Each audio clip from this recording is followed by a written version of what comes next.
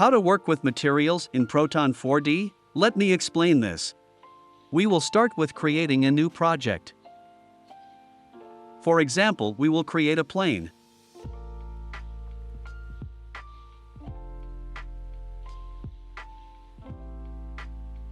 There in the inspector we can see the render section. There we can set the material. As we can see, there is already one, because when a primitive is created, a default material is created by default. In the Material Manager we can find this material and change its properties.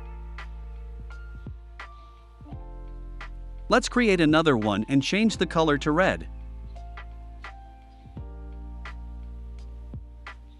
Now we can close this page and select this material from the inspector.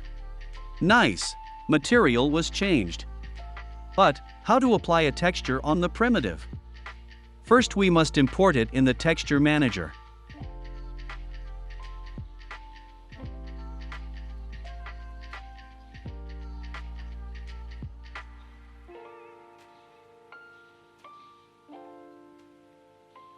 Next, we need to edit the created material. Let's reset the color to default.